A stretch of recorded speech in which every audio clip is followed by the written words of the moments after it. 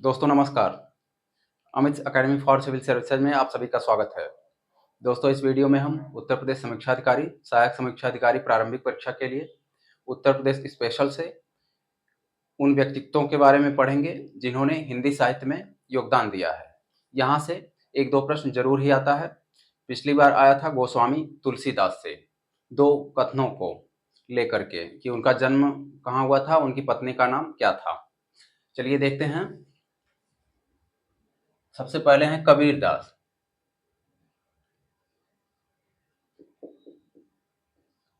कबीरदास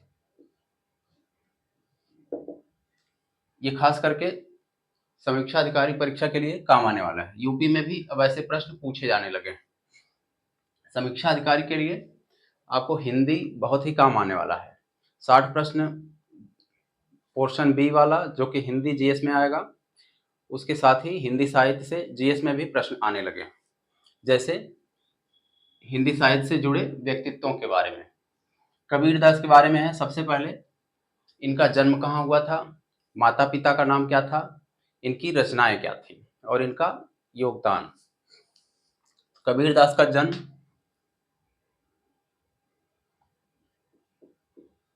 एक तरह से जीवनी ही पढ़ना है। 1398 ईस्वी में इन्हें कहा जाता है कि 15वीं सदी के महान रहस्यवादी संत और कवि थे। रहस्यवादी मतलब होता है कि सूफी जो भजन गाते हैं, नाचते गाते हैं, योग साधना करते हैं और मस्त रहते हैं। 15वीं सदी के महान रहस्यवादी, ये कथनों में आ सकता है कि वे रहस्यवादी कवि थे। सूफी गाते थे, दोहों के माध्यम से सामाजिक बुराइयों पर चोट करते थे, उनकी आलोचना करते। रहस्यवादी कवि और संत। इनका जन्म हुआ था 1398 में लहरतारा, वाराणसी के निकट या काशी के निकट। इसे हम कहेंगे काशी। सबसे पहले लहरतारा। लहरतारा में एक तालाब के ऊपर, ये नवजात अवस्था में एक तालाब के ऊपर ये मिले थे। इनको रख दिया था किसी ने लाकर। यहां से नीरू और नीमा नामक एक दंपति जो कि जुलाहा परिवार था, जुलाहे का कार्य करते थे, उन्होंने इनका पालन पोषण किया। तो हो जाएंगे नीरू नीमा। इनका पेशा था जुलाहा। कबीरदास भी जुलाहे का कार्य करते थे, जुलाहा थे। नीरू नीमा नामक दंपति ने इनका पालन पोषण किया। इनके गुरु का नाम था रामानंद। गुरु रामानंद। रामानंद के सबसे प्रिय शिष्यों में ये थे कबीरदास। और कबीरदास के बारे में है, इनकी रचनाएं हम देखते हैं। इनकी भाषा है सधुक्कड़ी। भाषा कहा जाता है सधुक्कड़ी, साधुओं की भाषा। ये दोहे के माध्यम से, पढ़े लिखे नहीं थे कबीर, तो दोहों के माध्यम से ये कवित करते थे, गाते थे, कहते थे। और इनकी भाषा में कई बोलियों का मिश्रण था, तो उसे सधुक्कड़ी या फिर पंचमेल खिचड़ी कहा जाने लगा। भाषा है सधुक्कड़ी और पंचमेल खिचड़ी यानी मिला हुआ। पंचमेल में इसमें था खड़ी बोली, इसमें शामिल है खड़ी, अवधि, ब्रज। कबीरदास जी शब्दों के बहुत धनी थे। सभी बोलियों से, भाषाओं से वो शब्दों को ग्रहण करते थे और उनको अपने दोहों में अपनाते थे। ब्रज, राजस्थानी, पंजाबी, हरियाणवी आदि, ये सब मिला हुआ उनको दोहों में रहता था। उसके बाद है इनकी रचनाएं, लिखना नहीं जानते थे, पढ़े नहीं थे, तो इनकी रचनाओं का जो भी इन्होंने गाया या कहा दोहों के माध्यम से, तो इनका संकलन इनके प्रिय शिष्य थे धर्मदास, उन्होंने किया। धर्मदास इनकी रचनाओं का संकलन किया, रचनाएं कबीर की संकलन किया, जिसका नाम है बीजक। बीजक में क्या है? साखी, शबद और रामायणी। तो पूछा जाता है कबीरदास का साखी, शबद और रामायणी।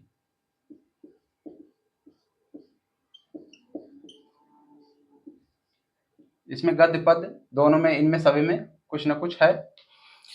इतना ही जानना है, बीजक है, साखी, शबद, रामायणी। उसके बाद कबीरदास ने सामाजिक भेदभाव, सामाजिक भेदभाव का, जात पात का, एक धर्म का दूसरे धर्म से नफरत करना, इस आदि का, आडंबरों का बहुत ही विरोध करते थे और हिंदू मुस्लिम एकता पे बहुत जोर देते थे। समाज में जो भी कुरीतियां थी, अपने दोहों के माध्यम से और अपने शिष्यों को इन्होंने यही शिक्षा दी कि सामाजिक भेदभाव को ना करें, उसको ना माने। आडंबर, जात पात आदि, इसका विरोध किया, इस पर चोट की और इसकी आलोचना की। व्यंग्यकार थे, व्यंग करते थे। इन्होंने हिंदू मुसलमान और बाकी सभी जात पात का भेदभाव जो भी था उस पर बहुत ही चोट की। इन्होंने तरह तरह से व्यंग किया, जो भी कुरीतियां इन्होंने अपना रखी थी। उसके बाद है कबीरदास के बाद, कबीरदास में एक खास बात और है कि सिख ग्रंथ, गुरु ग्रंथ साहिब में, या जिसे हम आदि ग्रंथ कहते हैं, गुरु ग्रंथ साहिब में इनके दोहों का संकलन है। गुरु ग्रंथ साहिब, इसलिए इन्हें कबीर साहिब भी कहते हैं। इन्हें सूफी संत आदि माना जाता है। गुरु ग्रंथ साहिब में इनकी रचनाओं का संकलन।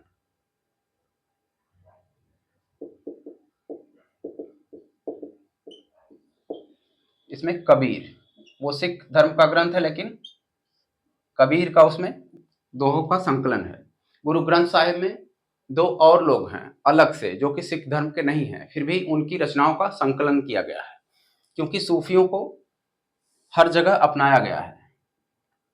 कबीरदास, अब इसको कबीर याद कर लेने से ही आपका काम हो जाएगा। इसमें कबीरदास तो हैं ही, कबीर नाम से हम जानते हैं। पहले तो कबीरदास, फिर दूसरे से है ब और र, बाबा फरीद और संत रैदास। कबीर में ही तीनों नाम हैं।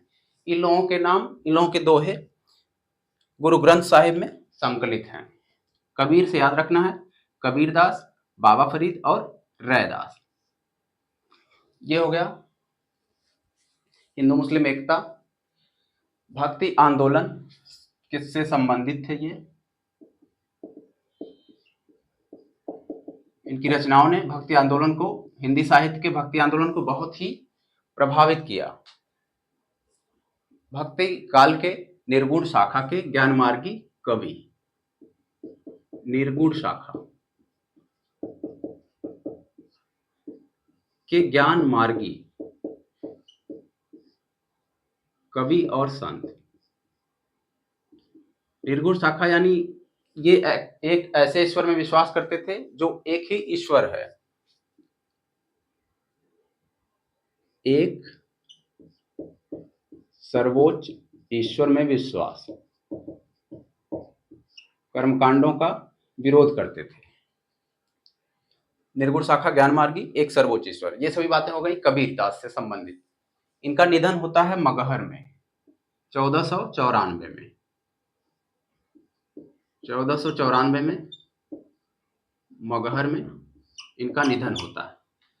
कहा जाता था कि मगहर में जिसकी मृत्यु होती है वो नरक में जाता है।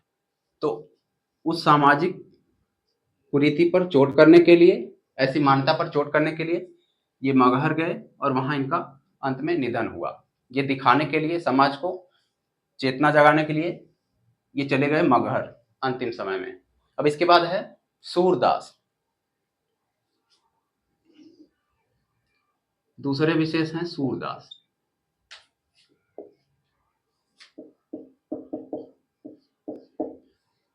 सूरदास का भी इनको जन्म के बारे में, जन्म का वर्ष जो है इसके बारे में लेकर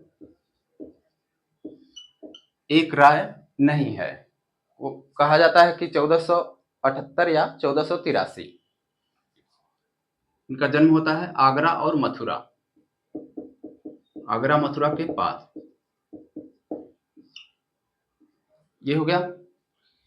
इनके पिता का नाम रामदास, माता का नाम जमुना दास। पिता रामदास और माता जमुना दास। माता पिता हो गए। सूरदास को कहा जाता है सगुण भक्ति काव्य के, जैसे कबीरदास निर्गुण है वैसे ही सूरदास सगुण भक्ति काव्य रचनाकार हैं। और कृष्ण भक्ति,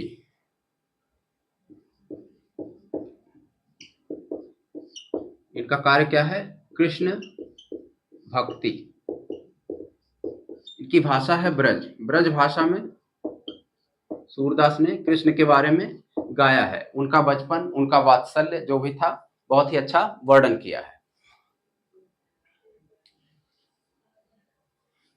उसके बाद है इनके गुरु हैं वल्लभाचार्य। गुरु वल्लभाचार्य थे। इन्होंने पुष्टि मार्ग में इनको दीक्षा दी।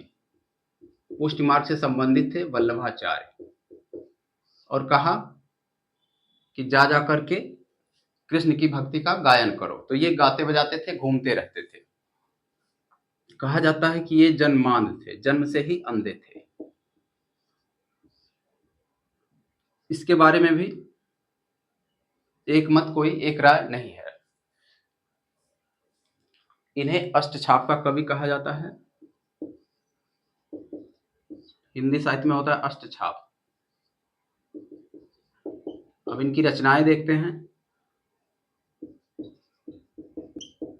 रचनाएं हैं सूर सारावली, सूर सागर। सूरदास हैं तो सूर नाम से इन्होंने कुछ रचनाएं की। सूर सारावली, सूर सागर। पूछता है कौन सी इनकी रचनाएं हैं और कौन सी नहीं है। 2-3 नाम दे देता है। सूर सागर, सूर सारावली, और एक है साहित्य लहरी। साहित्य लहरी किसकी रचना है? सूरदास की। नल दमयंती। इतना हो गया। और भी रचनाएं हैं, लेकिन हम परीक्षा के हिसाब से इतना ही देखेंगे। जो जरूरी है वही पढ़ना है। सूरदास के बाद आते हैं अब प्रेमचंद, मुंशी प्रेमचंद। हिंदी साहित्य जगत में बहुत ही बड़ा नाम है मुंशी प्रेमचंद। इनका भी जन्म वाराणसी, इनका जन्म हुआ था लमही वाराणसी के निकट, लमही गांव में 1880 में जन्म हुआ। 1880 में, और कम ही अवस्था में इनका निधन हुआ था 1936 में।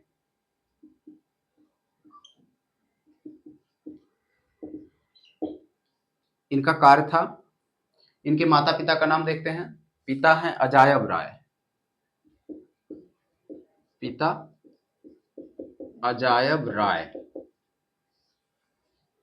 और माता शिवरानी देवी।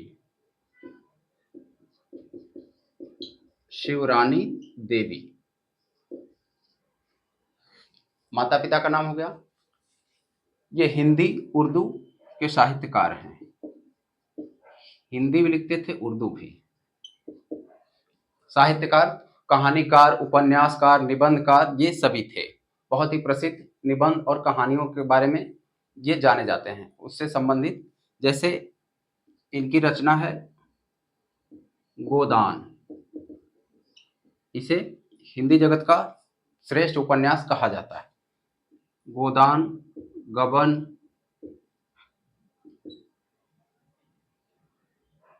कर्मभूमि, कर्मभूमि, रंगभूमि, सेवा सदन,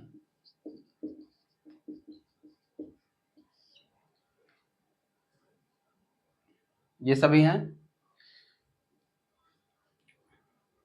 शतरंज के खिलाड़ी, सोजे वतन, अन्य रचनाएं हैं इनकी।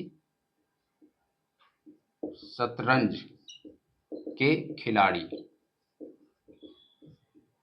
सोजे वतन, सोजे वतन संबंधित है स्वतंत्रता आंदोलन से। इनकी बहुत सारी रचनाएं हैं, जो प्रमुख हैं वही जानना है। इन्होंने 1 दर्जन से अधिक उपन्यास, 300 से अधिक लघु कथाएं, कहानियां और अनेक निबंध लिखे। इनकी प्रसिद्ध कहानियां हैं ईदगाह, जिसे श्रेष्ठ कहानी माना जाता है। ये नहीं पूछेगा कि कौन सी कहानी श्रेष्ठ है। ईदगाह, कफन, बूढ़ी काकी, बूढ़ी काकी आदि बहुत सी रचनाएं हैं। इसी में से जो भी आना होगा आ जाएगा। प्रेमचंद के बाद ये पेशे से शिक्षक भी थे, संपादक भी थे, स्कूल टीचर थे, शिक्षक, पत्रकार, संपादक और साहित्यकार। इतनी बातें हो गई मुंशी प्रेमचंद के बारे में। उसके बाद अगला नाम है जयशंकर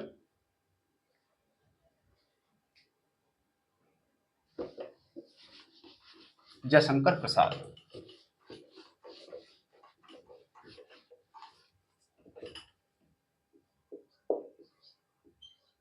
जयशंकर प्रसाद,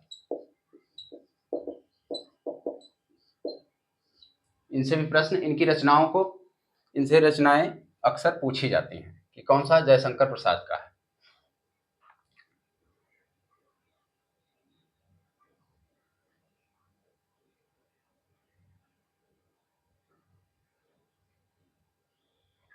इनका जन्म हुआ 1890 में, काशी में, वाराणसी में। इनके पिता का नाम है देवी प्रसाद और माता का नाम मुन्नी देवी। देवी प्रसाद और मुन्नी देवी इनके माता पिता हो गए। इनकी रचना है कामायनी, उर्वशी, आंसू झरना, आंसू झरना आदि। ये महान नाटककार हैं, कहानीकार और उपन्यासकार। इन्होंने हिंदी भाषा की खड़ी बोली को कहा जाता है कि प्रतिष्ठित किया, यानी खड़ी बोली में बहुत ही उन्नत साहित्य रचना, खड़ी बोली को और प्रतिष्ठित किया। छायावादी कवि हैं, इन्हें कहा जाता है छायावादी कवि।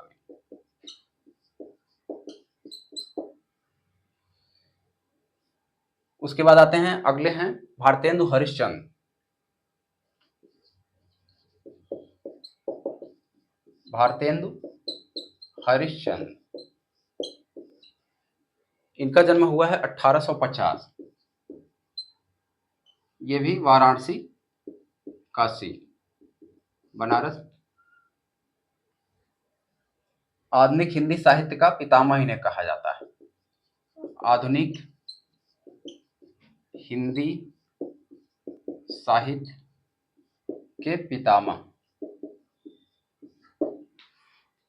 ये महान नाटककार हैं, कवि हैं और व्यंग्यकार हैं। महान नाटककार, कवि और व्यंग्यकार। इनकी रचनाएं हैं। इनके माता पिता का नाम है, माँ का नाम है पार्वती देवी, पार्वती देवी, और पिता का नाम है गोपाल चंद।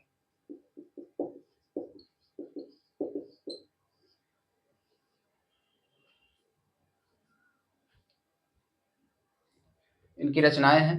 प्रसिद्ध नाटक है इनके अंधेर नगरी, अंधेर नगरी और भारत दुर्दशा, भारत दुर्दशा, सत्य हरिश्चंद्र, सत्य हरिश्चंद्र और वैदिकी हिंसा, हिंसा न भवति, वैदिकी हिंसा, हिंसा न भवति, हिंसा न भवति।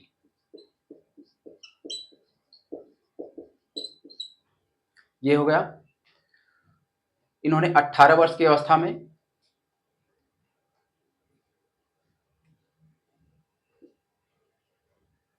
कवि वचन सुधा भी लिखा था, कवि वचन सुधा। संस्कृत के भी जानकार थे। अगला नाम है महादेवी वर्मा।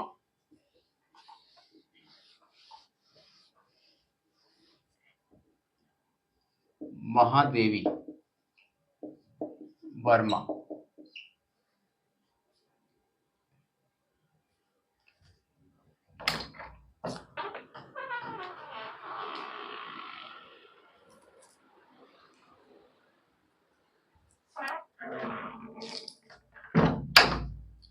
महादेवी वर्मा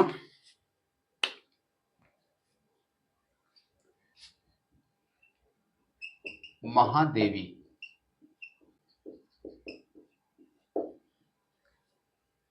ये छायावादी युग की हैं,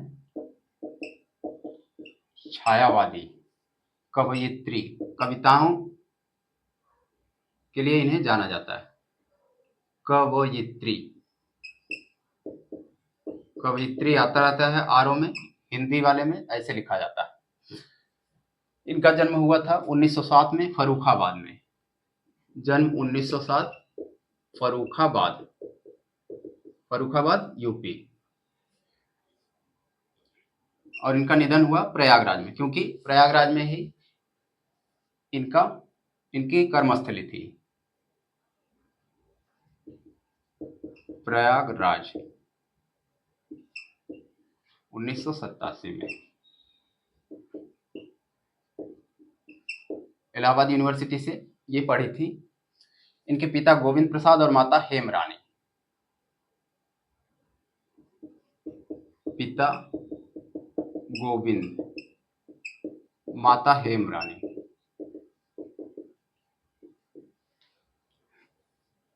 1982 में इन्हें ज्ञानपीठ पुरस्कार मिला, हिंदी जगत का ज्ञानपीठ पुरस्कार। और 88 में पद्म विभूषण, 1988 में पद्म विभूषण से सम्मानित किया गया। इन्हें आधुनिक युग की मीरा कहा जाता है, महादेवी वर्मा को आधुनिक युग की मीरा।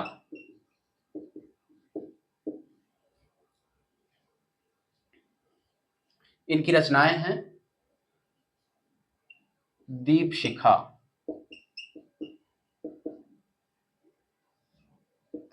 यामा, सांध्य गीत, नीरजा और रश्मि, नीरजा और रश्मि, रश्मि। ये मुख्य बातें हो गई। अगला नाम है सुमित्रा नंदन पंत।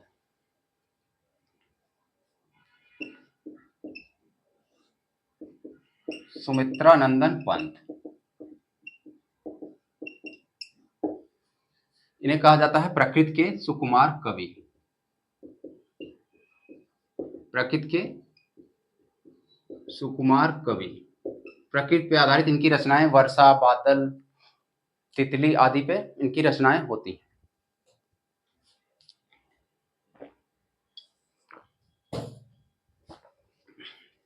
प्रकृति के सुकुमार कवि, इनका जन्म हुआ है कौसानी उत्तराखंड में। तब उत्तर प्रदेश था, अब उत्तराखंड हो गया है। कौसानी स्थल है कौसानी, अब है उत्तराखंड में। और प्रयागराज में इनका निधन। प्रयागराज में रहते थे, कर्मभूमि प्रयागराज। 1900 जन्म हुआ 1900 में और निधन 1977 में। जन्म 1900 में। उसके बाद माता का नाम उर्मिला देवी। उर्मिला देवी और पिता का नाम गंगा दत्त। गंगा दत्त।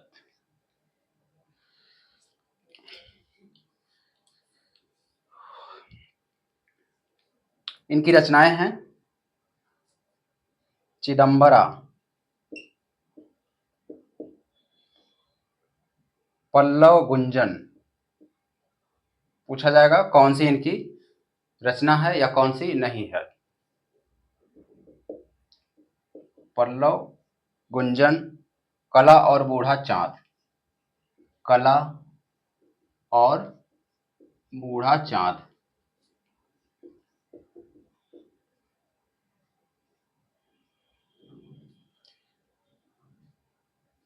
अगला नाम है मैथिली शरण गुप्त।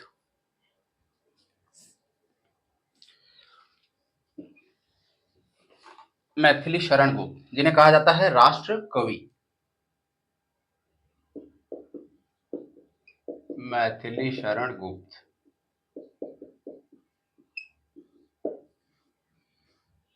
ये है राष्ट्र कवि, क्योंकि राष्ट्र के नाम पर राष्ट्रभक्ति में इनकी रचनाएं बहुत सारी हैं।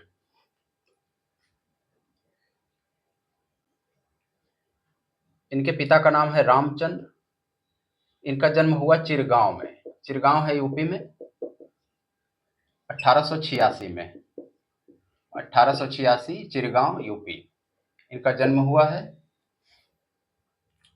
इनके पिता का नाम रामचंद्र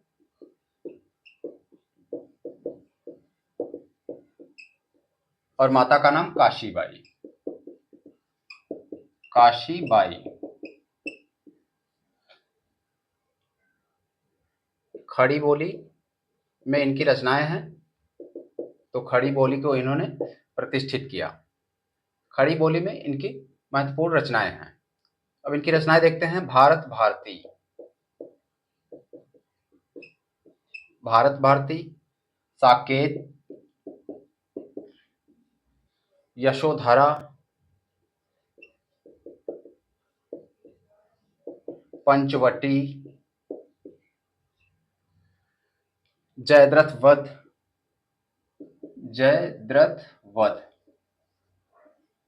भारत माता, जय भारत, जय भारत, इसीलिए इन्हें कहा जाता है राष्ट्र कवि। और रत्नावली, ये मुख्य रचनाएं हैं मैथिली शरण गुप्त की।